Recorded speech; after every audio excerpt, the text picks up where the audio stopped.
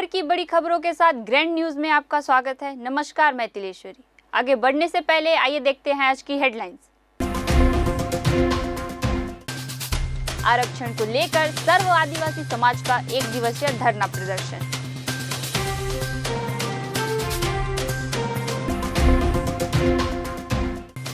भक्त माता कर्मा जयंती समारोह में शामिल हुए संसदीय सचिव रेखचंद जैन।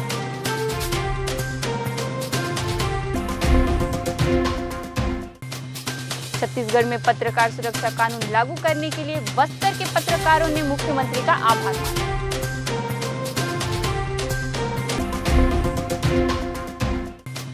पंडित दीनदयाल वार्ड के रहवासियों का फूटा गुस्सा, रोड में कचरा रख किया विरोध प्रदर्शन।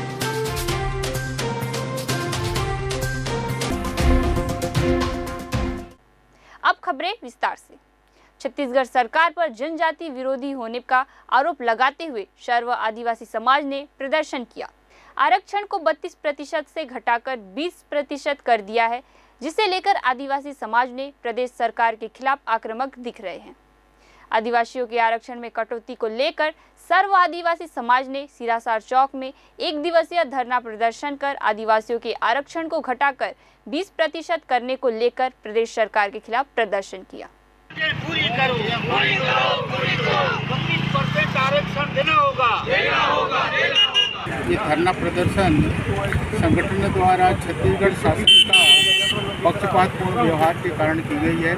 19 सितंबर 2022 को छत्तीसगढ़ में विद्यालय एवं शासन के नियमानुसार जो आरक्षण नीति 58% जो लागू था उसे समाप्त कर दिया गया है।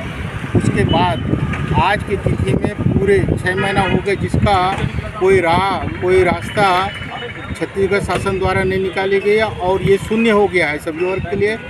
अब आप सभी को पता है कि जानकारी हो कि नया जो 2023-24 का शैक्षणिक सत्र शुरू हो चुका है, जिसमें हमारे जनजाति समाज के बच्चों को, शिक्षार्थियों को आरक्षण नहीं मिलने पर ये इस शैक्षणिक सुविधा से भी वंचित रह जाएंगे। लेकिन उसको पुनः 32% करने के नाम पे प्रदेश सरकार अपना राजनीतिक रोटी सेकने के लिए फिर से आदिवासी का आरक्षण बढ़ाने के साथ साथ एससी और ओबीसी को बढ़ाकर 76% किया गया, जिसके चलते माननीय राज्यपाल के द्वारा उनको सहमति नहीं देने के कारण वह आरक्षण शून्य हो गया, क्योंकि 58% के कारण न्यायालय ने उसको अपात्र घोषित किया था। तो 73% में किसी भी कीमत पर आरक्षण नहीं हो सकता, जिसके कारण आरक्षण को फिर से रद्द कर दिया गया, जिससे आदिवासी समाज को बहुत बड़ा नुकसान हो रहा है। और भूपेश सरकार अपने राजनीतिक रोटी सेकने के लिए जो षड्यंत्र कर रहा है, आदिवासी समाज उससे भलीभांति परिचित है, जानते हैं, और आने वाला समय में उनको सबक सिखाएंगे। आज़ाद भारत में पहली बार छत्तीसगढ़ राज्य में ऐसा हो रहा है कि आदिवासी समुदाय को उसका जो आरक्षण का हक है वो नहीं मिल रहा। वो पूरी तरह से भूपेश की सरकार ने ख़त्म कर दिया है। इससे आदिवासी समाज जो है विभिन्न सरकारी नौकरियों में जाने के लिए जो आरक्षण मिलता था वो बंद हो गया, जिससे आदिवासी समाज बहुत ज़्यादा दुखी है और शासन से मांग करती है कि आदिवासियों का जो आरक्षण वो देश के आज़ाद होने के बाद से जो मिल रहा था जनसंख्या के आधार पर, वो पूरा का पूरा मिले। अन्यथा जो है आज हम लोगों ने यहाँ पर धरना करने का निर्णय लिया था। पूरे प्रदेश स्तर पर धरना का कार्यक्रम चल रहा है और आने वाले समय में आदिवासी समाज उग्र आंदोलन करने के लिए बाध्य होगा। भक्त माता कर्मा जयंती पर निकाली शोभा यात्रा का विधायक कार्यालय के सामने शीतल पेयजल वितरण कर श्रद्धालुओं को बधाई एवं शुभकामनाएं दी। साहू समाज के वरिष्ठ लोगों का आशीर्वाद प्राप्त किया। इस अवसर पर उपस्थित समाज के लोगों को संबोधित करते हुए विधायक जगदलपुर एवं संसदीय सचिव रेखचंद जैन ने कहा कि भक्त माता कर्मा की भक्ति से हम सभी को सीखने की आवश्यकता है। जिस तरह से माता ने छोटी उम्र से ही भगवान श्री कृष्ण की भक्ति में लीन होकर जगत को आध्यात्म का मार्ग दिखाया, उस पर हम सभी को चलने की आवश्यकता है। उन्होंने कहा कि साहू समाज मेरा परिवार है, मैं हमेशा आपके सुख दुख में खड़ा हूँ। आप सभी ने मुझे विधायक जैसा महत्वपूर्ण जिम्मेदारी दी है। आपको जहाँ भी आवश्यकता होगी मैं हमेशा आपके समाज के साथ खड़ा हूँ। साहू समाज का बस्तर के विकास में महत्वपूर्ण योगदान रहा है। इस अवसर पर विधायक जगदलपुर एवं संसदीय सचिव रेखचंद जैन के साथ महापौर शफीरा साहू, नगर निगम की सभापति कविता साहू, वरिष्ठ पार्षद राजेश रॉय, पार्षद सूर्या पाणी, दयाराम कश्यप, पंचराज सिंह, श्वेता बघेल, बी ललिता राव, मनोनीत पार्षद हरीश राव, अमरनाथ सिंह, वरिष्ठ नेता ईश्वर खंबारी, मीना साहू समेत बड़ी संख्या में समाज के लोग उपस्थित रहे।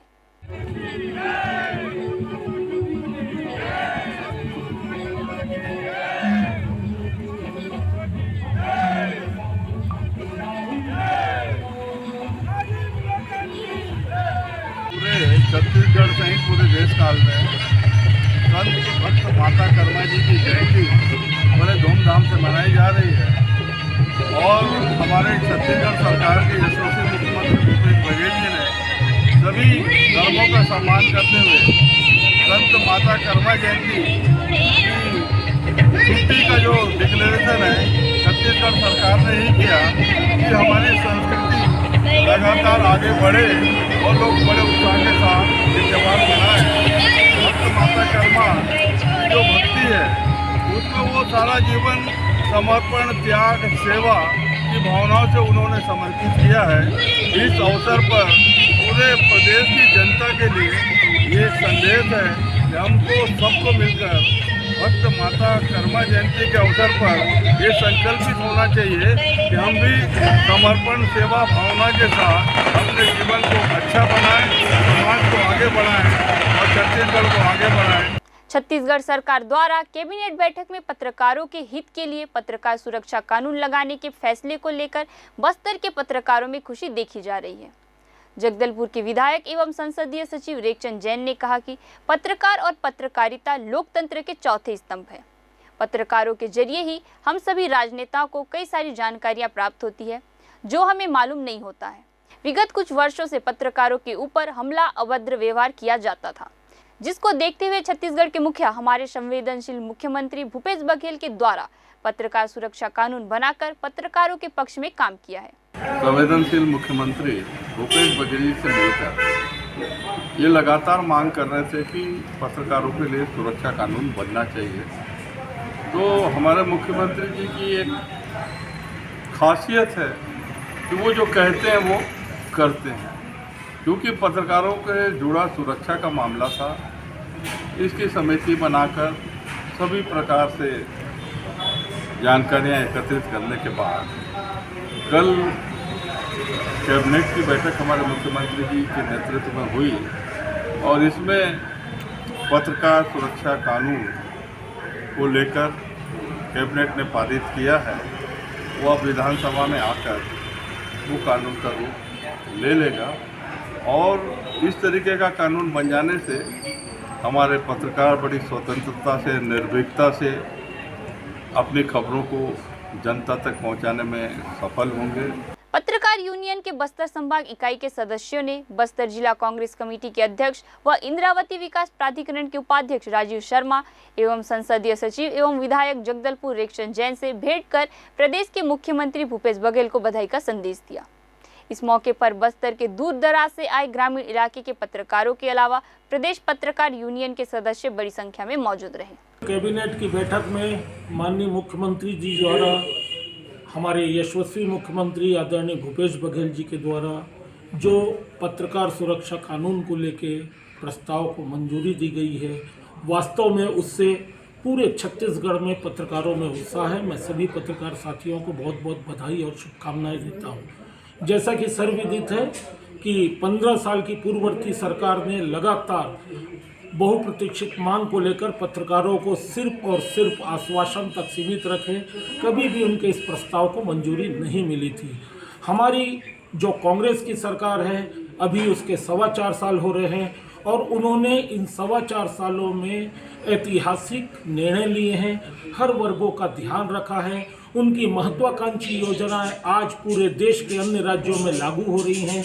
हर वर्ग को जिस प्रकार से वो लगातार उनके लिए महत्वाकांक्षी और जन कल्याणकारी योजनाओं का प्रस्ताव पारित कर रहे हैं और अमली जामा पहना रहे हैं और कहीं ना कहीं हमारे छत्तीसगढ़ में हर वर्ग खुशहाल है। मैं पुनः पत्रकार साथियों को बहुत बहुत शुभकामनाएं और बधाई देता हूं। छत्तीसगढ़ कर्मचारी अधिकारी फेडरेशन के आह्वान पर 4 सूत्रीय मांग क्रमशः 7वें वेतनमान में गृह भाड़ा भत्ता, केंद्र के समान शेष 5% महंगाई भत्ता, पिंगुआ कमेटी की रिपोर्ट सौंपने तथा रायपुर धरना स्थल को पंडरी बस स्टैंड में करने की मांग को लेकर द्वितीय चरण के आंदोलन में आज राजधानी रायपुर के बूढ़ापारा धरना स्थल पर भारी आंधी तूफान बारिश के बाद भी छत्तीसगढ़ के समस्त जिलों से फेडरेशन के हजारों प्रतिनिधि सदस्यों ने उपस्थित होकर धरना प्रदर्शन किया, जिसमें बस्तर जिले के सैकड़ों कर्मचारी भी उपस्थित रहे। बस्तर जिले से प्रमुख रूप से गजेंद्र श्रीवास्तव संभागीय संयोजक, कैलाश चौहान संभाग प्रभारी, टार्जन गुप्ता प्रांतीय प्रचार प्रसार मंत्री, RD तिवारी जिला संयोजक, अजय श्रीवास्तव संयोजक, अतुल शुक्ला, संजय चौहान, जोगेंद्र कश्यप विकासखंड संयोजक, देवदास कश्यप, हरदास शांडिल्य, काशीनाथ बघेल, ललित मंडावी, दीपक ठाकुर, प्रेम कच्छ आदि उपस्थित थे। पंडित दीनदयाल उपाध्याय वार्ड को स्वच्छ वार्ड का पुरस्कार 15 अगस्त 2010 को प्राप्त हुआ है। यह वार्ड अपनी हरियाली के लिए, स्वच्छता के लिए शहर में अपनी पहचान रखता है। विगत 2 साल से वार्ड में डोर टू डोर कचरा संकलन की गाड़ी जो पुरानी हो चुकी है और लगातार खराब होता रहता है। माह में 5 से 10 दिन गाड़ी वार्ड में कार्य नहीं कर पा रहा है। गाड़ी पुराने होने की जानकारी लगातार पार्षद के द्वारा महापौर, निगम आयुक्त और स्वच्छता विभाग को दी जाती रही है और पूरे विभाग के संज्ञान में है। विगत कुछ महीनों से डोर टू डोर कचरा संकलन की गाड़ी खराब रहने से वार्ड वासियों के कचरे का निष्पादन समय पर नहीं हो रहा है और निगम के तुगलकी फरमान कचरे का वर्गीकरण करवाना स्वच्छता दीदियों के साथ वार्ड वासियों की परेशानी का कारण बन गया है। जिस तरह से अलग अलग 4-5 प्रकार के कचरे की मांग हर घर से हो रही है और इसे वर्गीकरण करने में जो समय लग रहा है, ऐसे में कचरा वाहन के साथ 2 स्वच्छता दीदी के द्वारा पूरे वार्ड का कचरा संकलन नहीं होने से वार्ड वासियों का गुस्सा लगातार बढ़ता जा रहा है। प्रतिदिन वार्ड का कोई ना कोई भाग कचरा संकलन से वंचित रह जाता है। लगातार गाड़ी खराब होने से वार्ड में पूरा कचरा नहीं लिए जाने से काफी दिनों से परेशानियों का सामना वार्डवासी कर रहे थे। इसकी सूचना नगर निगम को होने के बाद भी निगम के द्वारा वार्ड की सुध नहीं ली गई। वार्ड की नालियां घर के कचरे से भरता जा रहा है। ऐसे में निगम की उदासीनता को लेकर आज वार्ड वासियों का गुस्सा फूटा। सुबह निगम को सूचना के बाद भी 9:30 बजे तक निगम ने इसे गंभीरता से नहीं लिया। इससे नाराज होकर वार्ड वासियों ने अपने घरों का कचरा लेकर सड़क में पहुंचे और सड़क को जाम किया। अभी पूरे शहर के 48 वार्डों की स्थिति बहुत बुरी है। 8 से 10 दिन हो गया। 10 दिन में जो डोर टू डोर कचरा संग्रहण का गाड़ी है ये घरों में जा रहा है। इतने दिनों में हर घर, शहर का हर घर लगभग नुक्कड़ की स्थिति में आ गया। हम लोगों ने बहुत मुश्किल से, पुराने महापौरों ने हमारे कार्यकाल में नुक्कड़ मुक्त शहर बनाया था। वापस ये कांग्रेस के सरकार में हर घर में नुक्कड़ की स्थिति पैदा कर दिए हैं। ये निकम्मी और नकारा यहाँ की सरकार है नगर निगम की, वो उसका हमको खेद है कि ना जो व्यवस्था हमने वर्षों में सुधारा था उसको इन दिनों में खराब कर दिया है। भाजपा के 19 पार्षदों की बात कहूँगा, 1900 पार्षदों के साथ पक्षपात किया जा रहा है। इस वार्ड की गाड़ी बहुत पुरानी हो चुकी है। महीने में 20 दिन ही गाड़ी चल पाती है, 10-10 दिन गाड़ी खराब रहती है।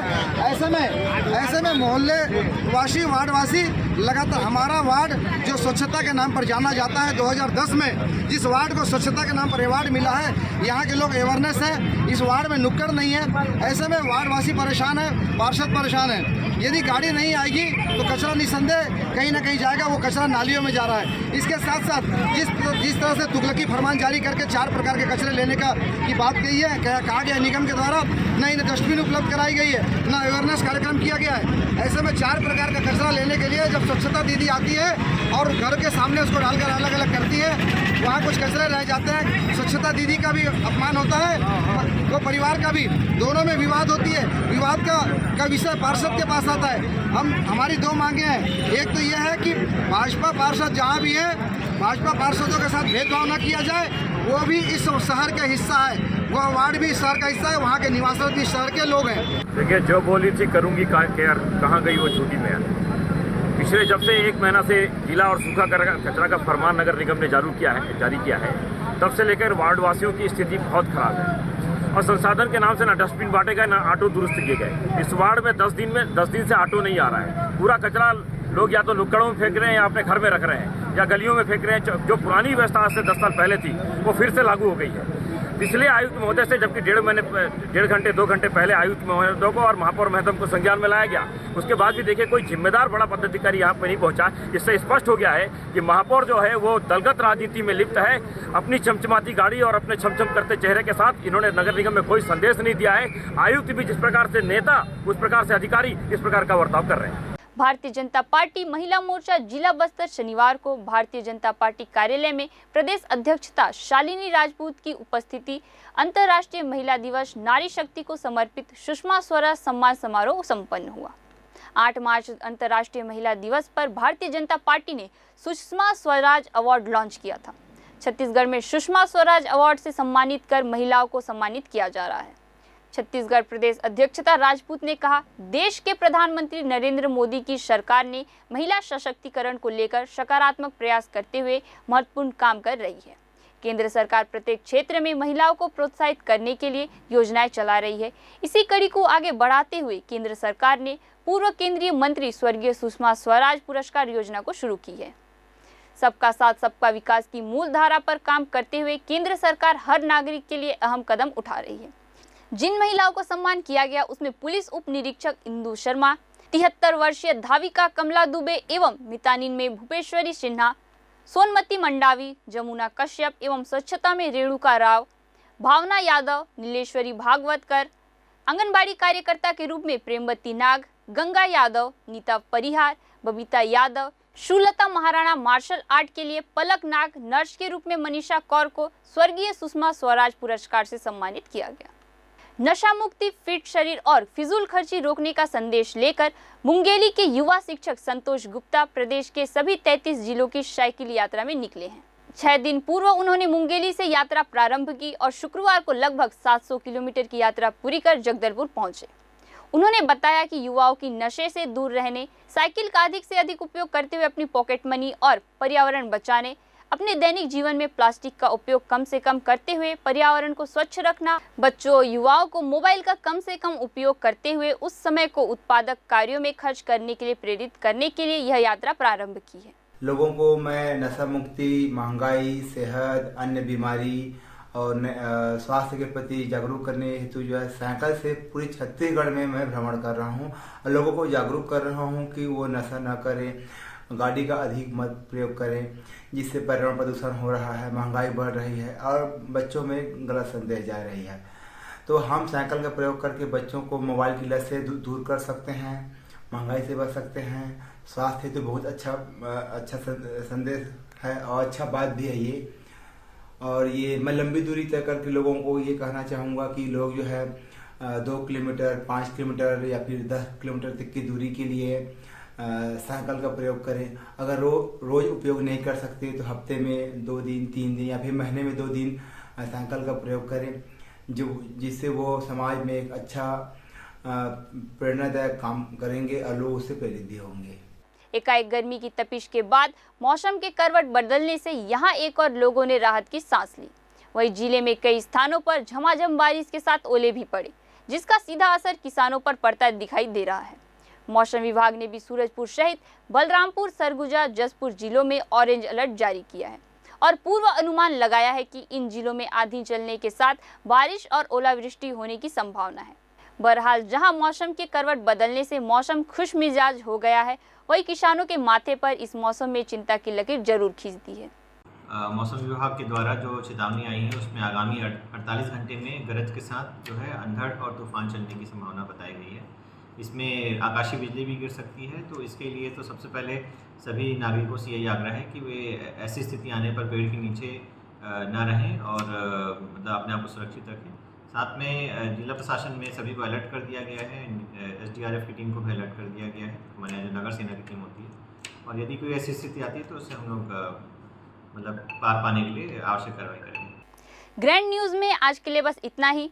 अब से फिर मुलाकात होगी नई ताज़ा तरीन खबरों के साथ। तब तक के लिए हमें दीजिए इजाज़त। नमस्कार।